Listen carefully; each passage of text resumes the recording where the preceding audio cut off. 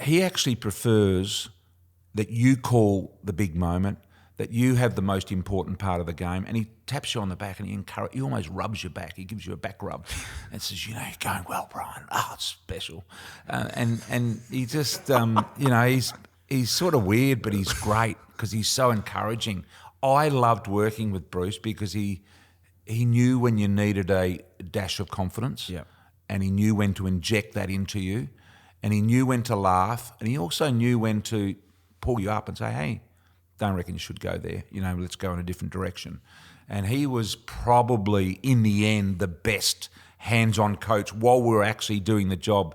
This guy is one of the best commentators in the world. He's not the best commentator in Australia. He's one of the best commentators in the world. And, to hear him when he goes to the Olympic Games and you hear him at the races and all of that sort of stuff, he's bloody amazing. His knowledge is incredible of stuff. He will arrive at a game of footy, McAvaney. He will arrive having done a week's worth of homework, all handwritten, nothing done on a computer, all handwritten. He cuts articles out of the paper and sticks them in the book, and he opens it up and it's this, thesaurus of information. Absolutely incredible. But he will have maybe 2,000 pieces of information about the game you're doing. Now, I arrive with about 6 pieces of information, right? Because he's different to me. He's information-based. I'm emotion-based in what I call.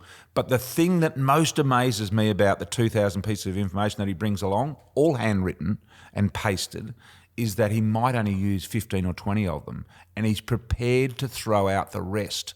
So all that toiling during the week, he's prepared to throw that away and not use it just because he wants to get the bits that fit the moment.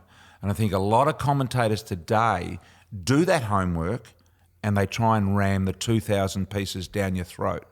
And it annoys me. But everyone is different. Some people need information.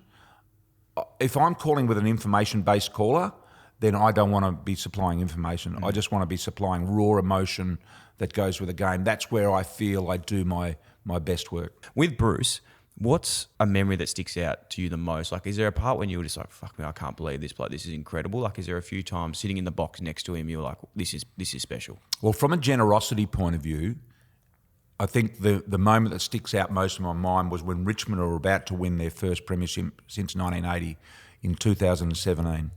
And as a commentator, you call about 30 or 40 seconds each, and then you tap the guy on the shoulder and it's his turn. Well, we're coming towards the end of the 2017 grand final, and it was obvious that Richmond were going to win. McAvaney, it was about a minute to go in the game, McAvaney's calling, and I'm thinking, shit, if he's calling now and we do 30 or 40, I'm going to be calling the last 20 seconds.